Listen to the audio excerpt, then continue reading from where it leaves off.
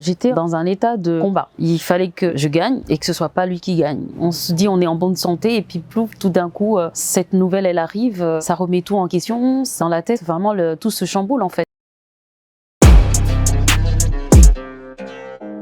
Sans filtre. Je m'appelle Najla Toumani, je suis maman de 3 enfants. Il y a 5 ans, on m'a diagnostiqué un cancer du sein. Comment ça s'est passé? Tout simplement, lors d'un massage chez un masseur, il a constaté que j'avais une boule au niveau de la poitrine. Et il se trouve qu'en fait, c'était des ganglions. 3 mois après, la boule, elle était encore là. Du coup, je suis partie consulter mon généraliste qui, en fait, m'a fait faire des radios et des mammographies et qui a donné le diagnostic final, une tumeur au sein droit. Après, bon, je m'inquiétais pas, j'attendais le résultat. Donc, quand le résultat est tombé, je vous avoue que c'était un coup de massue parce qu'on s'y attend pas. Au début, on a tout de suite les images des films, des gens qui perdent les cheveux. Du coup, on a peur, on est envahi par la crainte, on pense à la mort, beaucoup même. Et aussi la question, pourquoi moi? Qu'est-ce qui s'est passé? Voilà, on se pose plein de questions en fait. On se dit on est en bonne santé et puis plouf, tout d'un coup, cette nouvelle elle arrive, ça remet tout en question. Dans la tête, vraiment tout se chamboule en fait. Une fois qu'on a le premier résultat, il faut faire une biopsie pour analyser la tumeur, pour voir quel type de cancer. Cette analyse-là, elle prend 15 jours. Une fois que je l'ai eu, c'est là où j'ai pris la décision de l'annoncer à ma famille, notamment à mes enfants. J'ai tenu à être très directe, à leur annoncer ça de la manière la plus simple pour qu'ils comprennent et qu'ils m'accompagnent en fait, parce que je savais que c'était un combat, que ça allait chambouler notre vie de famille, parce que les enfants du haut de leur jeune âge, ils ont des questions et ça peut leur faire peur aussi. J'ai expliqué que voilà, maman, elle a une boule dans le sein et si on l'enlève pas, elle peut mourir ou elle peut avoir de grosses conséquences. Enfin, ça se soigne. Les traitements passent par ce qu'on appelle une chimiothérapie. C'est des traitements qui vont faire perdre les cheveux à maman. Et il y a une chose aussi que j'ai fait pour vraiment les préparer. Je me suis coupé les cheveux juste quelques jours après leur avoir annoncé. Ça m'a obligée à partir de Mayotte d'aller me faire soigner à La Réunion. Je suis restée pratiquement 2 ans. Une fois à La Réunion, j'ai eu la chirurgie pour enlever la tumeur, ce qu'on appelle une tumoroctomie. Donc en fait, on enlève exactement la tumeur là où elle est. Ensuite, j'ai eu les ganglions parce qu'on a tous des ganglions qui sont en fait les garde-corps de notre défense immunitaire en fait. Donc moi, mes ganglions étaient infectés. Et ce qui fait qu'on m'a fait ce qu'on appelle un curage axillaire pour pouvoir enlever les ganglions qui ont été infectés. Ce qui a fait que j'ai dû faire une chimio pendant 6 mois. Bien sûr, il y a les effets secondaires. Ensuite, après les chimios, on a la radiothérapie. On nous met des rayons là où on a fait la chirurgie et là où il y a les ganglions, de manière à toujours continuer à brûler les cellules cancéreuses qui peuvent résister en fait. Après, on a un traitement hormonal parce qu'en fait, le cancer que j'ai eu, il est hormonodépendant, c'est-à-dire qu'il était causé par les hormones en fait. Il peut récidiver aussi par les hormones. Donc, je prends un traitement pour stopper la fabrication d'hormones, pour pas que j'ai une récidive en fait. Là, par exemple, je suis en réémission depuis 2018. Donc réémission, c'est-à-dire que je suis en surveillance pendant 5 ans. Donc pendant 5 ans, et ben ça peut revenir. Il y en a qui ça revient dès les 3-4 mois après le traitement. Il y en a que ça peut revenir 10 ans après. Il y en a 2 ans, 3 ans. Mais vraiment, c'est un risque. On sait qu'il existe. Maintenant, c'est au petit bonheur la chance et avec l'aide